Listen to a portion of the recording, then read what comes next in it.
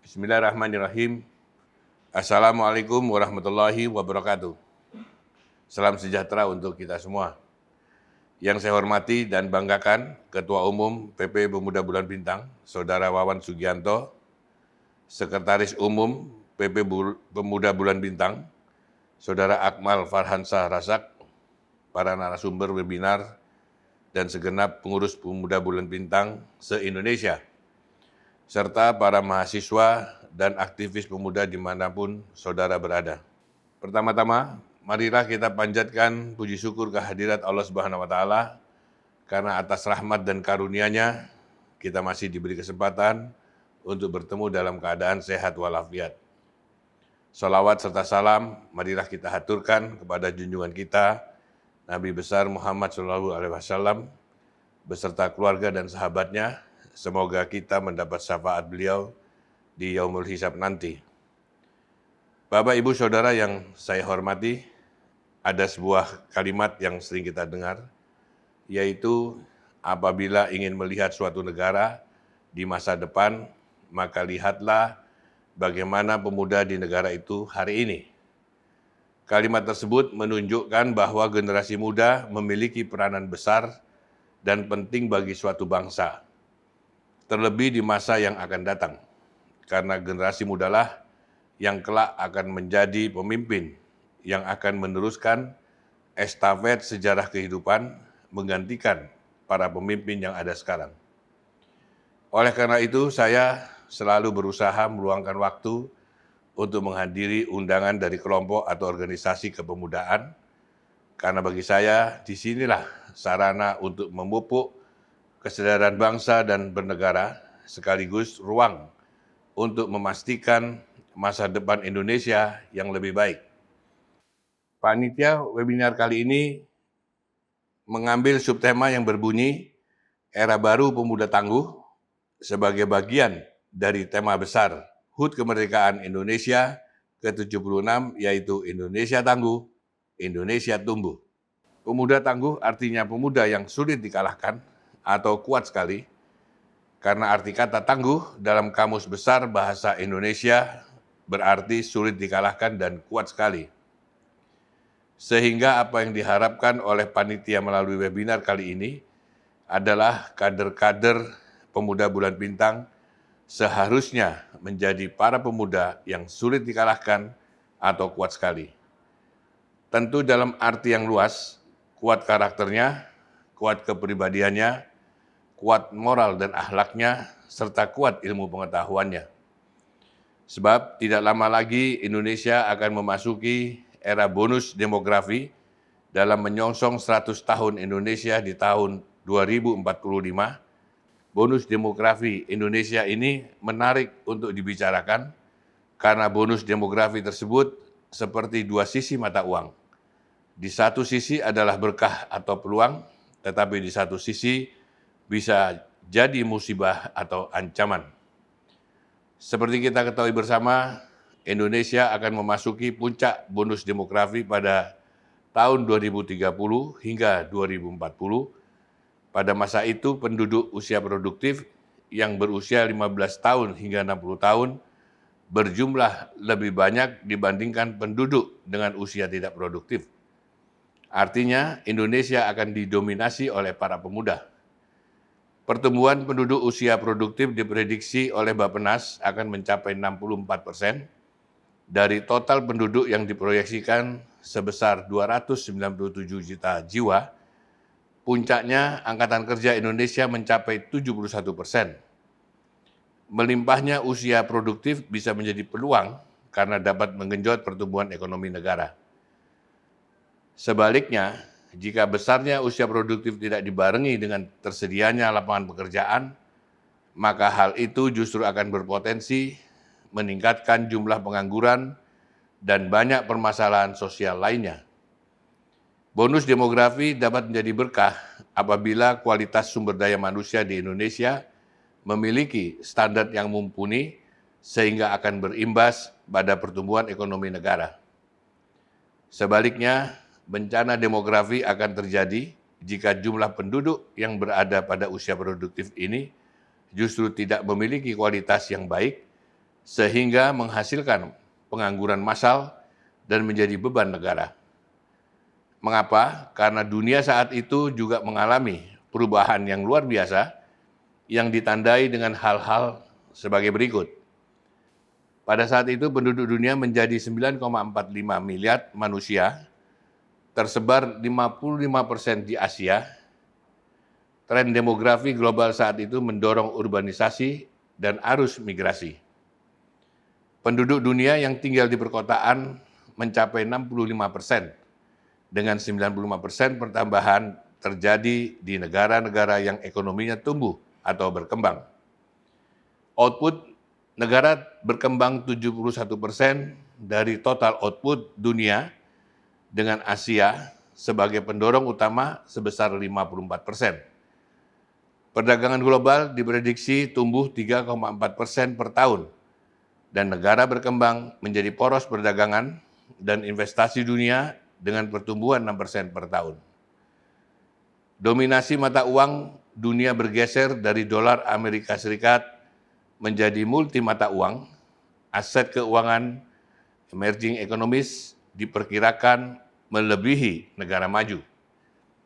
Perubahan teknologi didominasi oleh teknologi informasi dan komunikasi, bioteknologi dan rekayasa genetik, smart teknologi, energi terbarukan, otomasi, dan artificial intelligence. Tantangan pemanasan global semakin besar, ditandai dengan meningkatnya suhu global sebesar 3 hingga 3,5 derajat Celcius jika tidak diimbangi dengan usaha penurunan emisi global. Peta geopolitik juga mengalami perubahan dengan meningkatnya peranan Cina, kerentanan di kawasan Timur Tengah, serta meningkatnya kelas baru dan kelompok tertentu. Jenis pekerjaan akan berubah drastis. Pekerjaan yang sekarang ada bisa jadi menjadi tidak ada karena sudah tergantikan oleh otomasi yang menggunakan artificial intelligence. Ini semua menjadi tantangan Indonesia menyambut tahun 2045 yang di satu sisi harus dikelola untuk menjadi momentum Indonesia emas. Karena itu, menjawab tantangan bonus demografi dalam menyongsong Indonesia emas di tahun 2045, berarti kita juga harus mampu memproyeksikan dan memetakan apa yang dibutuhkan Indonesia pada saat itu. Termasuk menyiapkan sumber daya manusia dengan kualifikasi generasi emas 2045 yang tentu harus dipikirkan dan dipersiapkan dari sekarang. Bapak, Ibu, Saudara yang saya hormati, pertanyaan konkretnya adalah bagaimana organisasi kepemudaan seperti Pemuda Bulan Bintang menyiapkan generasi emas tersebut.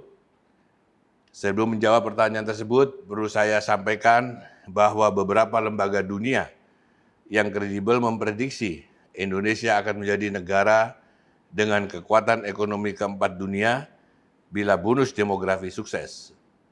Dengan syarat atau kunci untuk mewujudkan itu adalah kualitas sumber daya manusianya, terutama para pemuda dan para mahasiswa.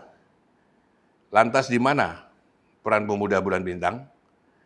Pemuda sebagai bagian dari stakeholder masyarakat, sekaligus wajah bangsa di masa depan, memiliki peran dan fungsi yang sangat besar dalam aspek moral, sosial, dan intelektual. Dalam aspek moral, pemuda tentu dianggap sudah dewasa dalam memilih kehidupannya sendiri. Sudah sepatutnya memiliki kerangka acuan dan penafsiran yang jelas, atau lebih sering kita dengar kesadaran ideologi. Dan saya percaya Pemuda Bulan Bintang memiliki kesadaran ideologi yang kuat. Saya juga meyakini Pemuda Bulan Bintang memiliki pemahaman yang utuh bahwa tongkat estafet peralihan suatu peradaban terletak di pundak mereka. Karena itu, baik buruknya nasib umat kelak bergantung pada kondisi pemuda hari ini, termasuk bagaimana kualitas kader Pemuda Bulan Bintang hari ini. Tetapi tentu Pemuda Bulan Bintang tidak akan mampu menyiapkan kualitas pemuda masa depan tanpa kehadiran negara. Karena itu, negara harus hadir dalam menyiapkan roadmap konsep pendidikan untuk menjawab tantangan masa depan.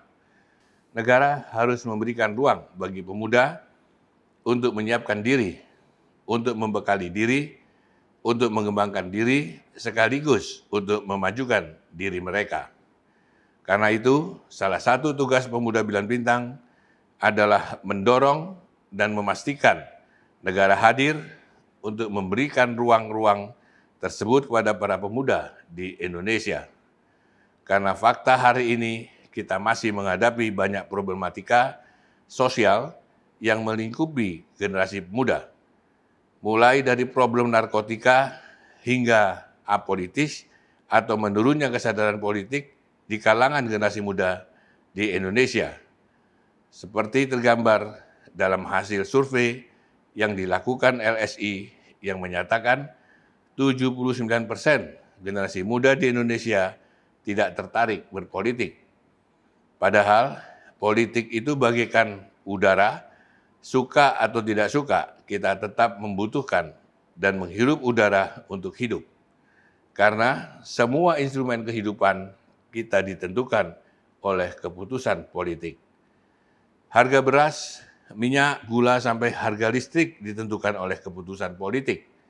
Karena semua kebijakan, termasuk kebijakan ekonomi pemerintah, ditentukan melalui keputusan politik.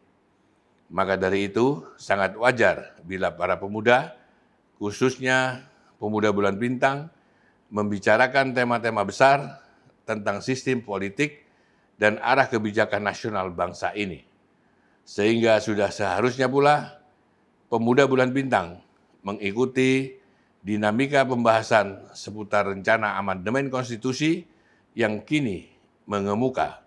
Sehingga isu amandemen konstitusi bukan hanya konsumsi elit politik saja, tetapi menjadi diskusi kebangsaan semua lapisan masyarakat.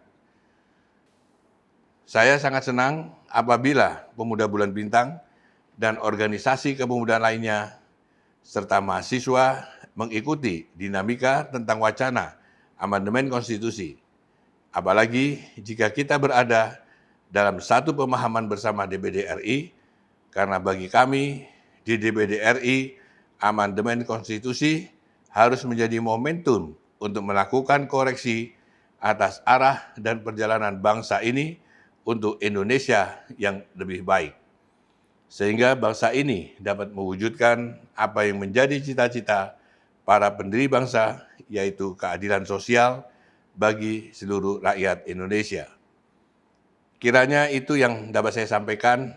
Semoga webinar kali ini mampu memberi inspirasi bagi kita semua, khususnya para kader Pemuda Bulan Bintang dan para pemuda serta mahasiswa di Indonesia. Wabillahi taufiq wal hidayah. Wassalamualaikum warahmatullahi wabarakatuh.